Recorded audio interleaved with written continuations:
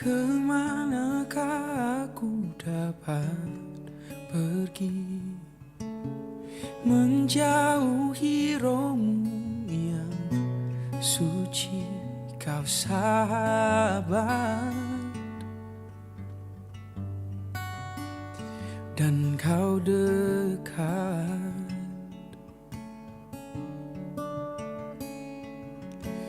Bahkan seluruh pengabdianku tak bisa membalas kesetiaanmu, sungguh mulia dan berharga,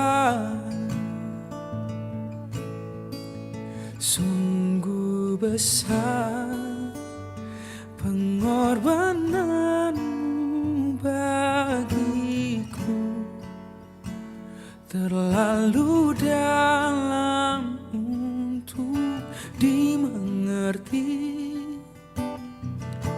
sungguh besar, sungguh indah yang kau pikirkan tentangku, tak terselami bagiku, sungguh indah.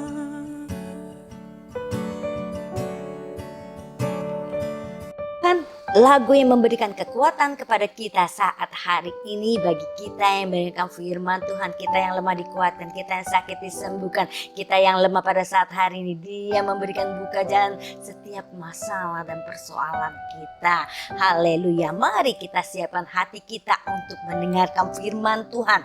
Bapa kami yang bertata di dalam kerajaan surga, pada saat hari ini siapkan hati kami untuk mendengarkan firman-Mu.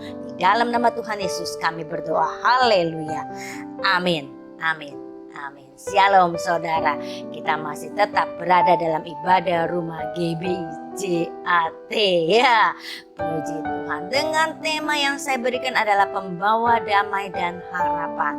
Pembawa damai dan harapan. Mari kita katakan bersama-sama, pembawa damai dan harapan. Kita akan buka firman Tuhan dalam Kisah Para Rasul pasal yang keempat. Kisah Para Rasul pasal yang keempat ayat 32 sampai 33. Kisah Para Rasul pasal yang keempat ayat 32. Di sini dengan perikop adalah cara hidup jemaat.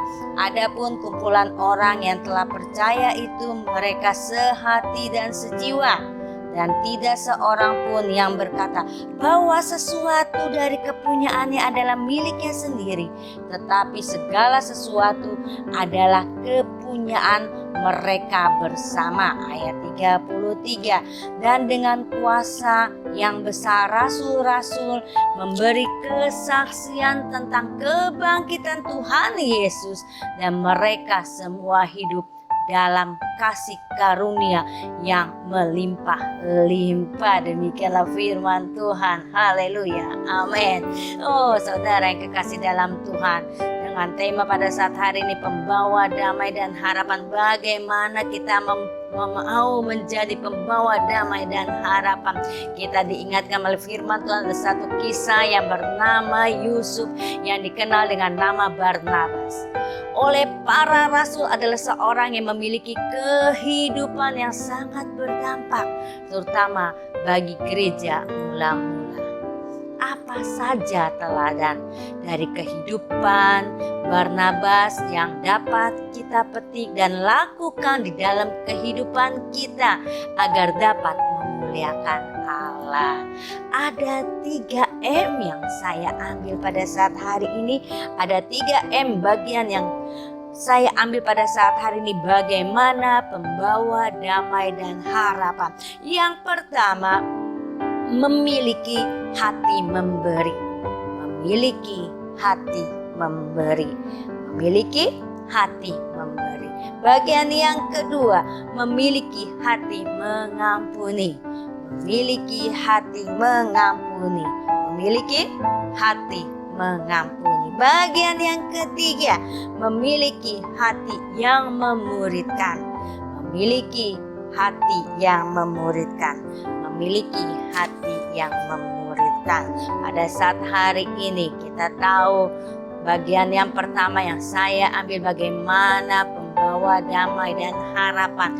Yang pertama, memiliki hati yang memberi. Kita akan buka firman Tuhan dalam Kisah Para Rasul pasal 4 ayat 36 dan 37.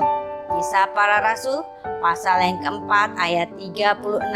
Mari kita akan baca bersama-sama. Demikian pula dengan Yusuf yang oleh murid-murid disebut Barnabas, artinya anak penghiburan, seorang Lewi dari Siprus.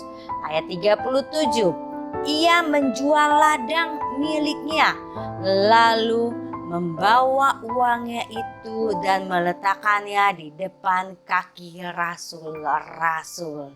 Yang pertama, memiliki hati yang memberi. Kita tahu Alkitab mencatat di mana Barnabas menjual ladang miliknya untuk mempersembahkan bagi pelebaran kerajaan Allah di muka bumi.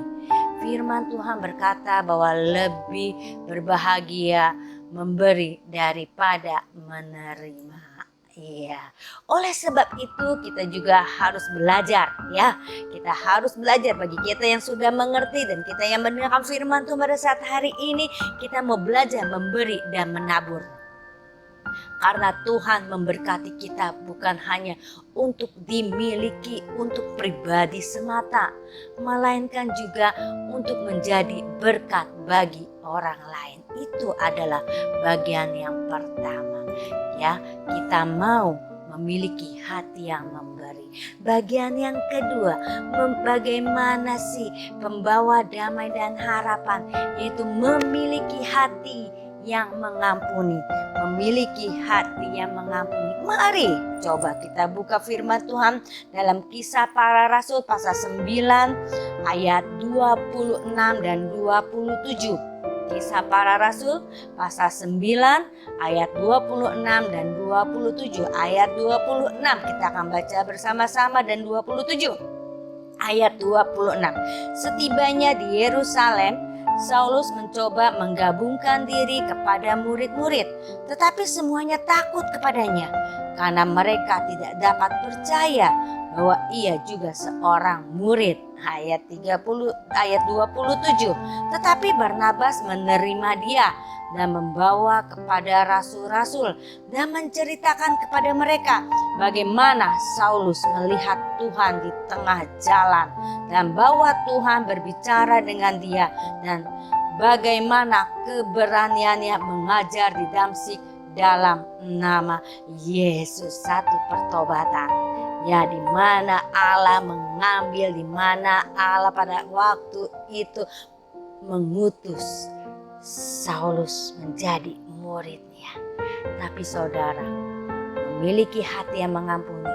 Murid-muridnya tadinya khawatir, yang lain mereka merasa khawatir. Apa iya Saulus sudah bertobat? Tapi Barnabas juga memiliki hati yang lapang sehingga mampu menerima Saulus yang sudah bertobat menjadi rekan sekerjanya. Ingatlah bahwa tidak ada satu orang pun manusia yang luput dari kesalahan. Ya, yang terpenting adalah bagaimana kita mampu melepas pengampunan kepada orang yang bersalah, sehingga hati kita dipenuhi oleh sukacita dan kedamaian. Itu dia saudara, hati yang mengampuni. Barnabas mempunyai hati yang memiliki, yang mau mengampuni. Dia lihat karena Saulus sudah berubah, dia mau menjadi rekan sekerja Allah bersama-sama dengan Barnabas. Makanya diajaklah Saulus menjadi rekan sekerja Allah. Itu adalah bagian yang kedua. Bagian yang ketiga, bagaimana pembawa damai dan harapan. Yang ketiga, memiliki hati yang memuridkan. Memiliki hati yang memuridkan. Mari kita baca dalam Kisah Para Rasul pasal 11 ayat 25 sampai 26. Kisah Para Rasul pasal 11 ayat 25 sampai 26. Kisah Para Rasul pasal yang ke-11 ayat 25, kita akan baca bersama-sama ayat 25. Lalu pergilah Barnabas ke Tarsus untuk mencari Saulus. Dan setelah bertemu dengan dia, ia membawanya ke Antiokhia. Ayat 26. Mereka tinggal bersama-sama dengan jemaat itu 1 tahun lamanya sambil mengajar banyak orang. Di Antiokhia lah murid-murid itu untuk pertama kalinya disebut Kristen. Nah, itu dia saudara. Kita mau belajar mengajar satu dengan yang lain.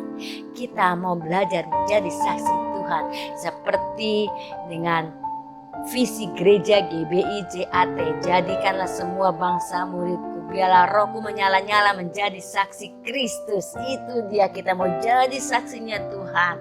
Ya, kita mau jadi saksi Kristus. Kita tahu di mana Barnabas adalah seorang yang bukan hanya mengampuni Saulus, tetapi juga menerima Saulus dan memuridkannya. Sehingga akhirnya yang tadinya bernama Paulus awal mulai menjadi Saulus, yang menjadi Paulus menjadi rasul besar. Wah, yang menulis hampir setengah kitab perjanjian baru. Itu satu pertobatan. Kita juga mau orang-orang yang sudah dipanggil oleh Tuhan, kita yang sudah menerima Tuhan Yesus, mari. Saya mau mengundang saudara pada saat hari mendengarkan firman Allah. Jangan lemah, jangan layu, tetap semangat mengikuti Tuhan apapun pada saat hari ini yang kita hadapi. Kita percaya Yesus bersama dengan kita. Itu ada 3 bagian yang tadi sudah kita ambil. Bagian yang pertama, memiliki hati memberi. Ya, seperti Yusuf. Yang kedua adalah memiliki hati mengampuni, di mana Yusuf juga boleh belajar mengampuni. Yang ketiga, di mana ia memiliki dan mempunyai hati untuk memuridkan. Banyak orang-orang dipanggil mau mengikuti Tuhan. Kita juga mau keluarga kita dimenangkan. Tuhan Yesus memberi amanat agung bagi setiap orang percaya untuk memiliki hati yang memuridkan, bersedia membimbing sesama agar bertumbuh secara rohani semakin serupa dengan Kristus. Demikianlah firman Tuhan pada saat hari ini, di mana Yusuf yang dipanggil oleh murid-muridnya, oleh rekan-rekan sekerja Allah yang bernama Barnabas, dia mau belajar lebih baik. Kita juga mau belajar seperti mereka, mau menjadi lebih baik lagi dan mau semakin serupa dengan Kristus. Demikianlah firman Tuhan. Mari kita akan bersatu di dalam doa.